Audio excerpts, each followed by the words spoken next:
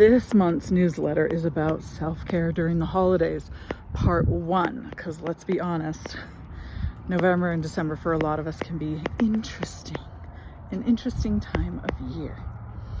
So I remember watching my grandmother race around during Thanksgiving. Not race, but just moving constantly. She rarely sat down, she didn't rest, she didn't stop, she did everything. She didn't complain about it. Not many people jumped up and helped her. I didn't realize what was going on until later in life. And so when I hosted my first Thanksgiving, and that may or may not be a holiday you celebrate, this can be applied to any holiday, so don't worry about that. But for me, it was my first Thanksgiving that I was hosting. I did this very interesting thing. My daughter was like 8, so I taught her this at a young age. It was really cool. I sent out the invitation to everybody. I said, open house Thanksgiving all day long, all evening, come whenever you want, for however long you want. And I'm serving a BLT food bar. And so, and I think we served like an alternative for the bacon for those who didn't eat bacon. But the point was, it was so low maintenance.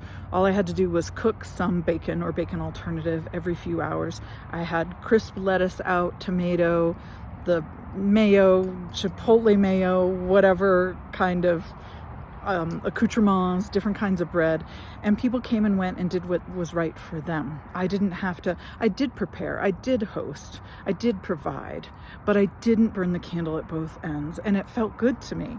And so throughout the day, we had one main guest, and her daughter had a daughter the same age as mine. She brought over her sewing machine. We did sewing projects.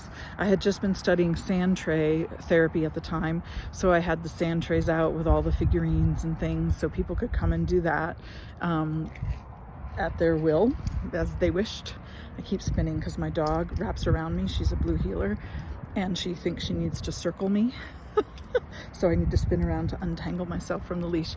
And so people came and went and joined us and did wonderful things, fun things. Some people brought sewing projects, and some people did sand tray, and I did it on my terms. So this is an example of self-care during the holidays.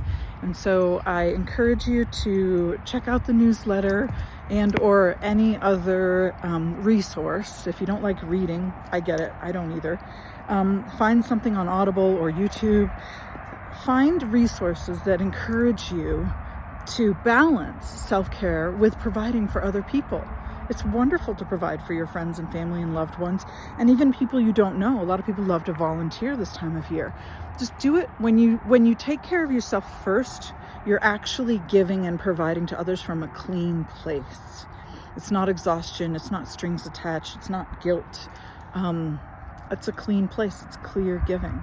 So that is my encouragement for the holidays, and I'll see you in December for part 2.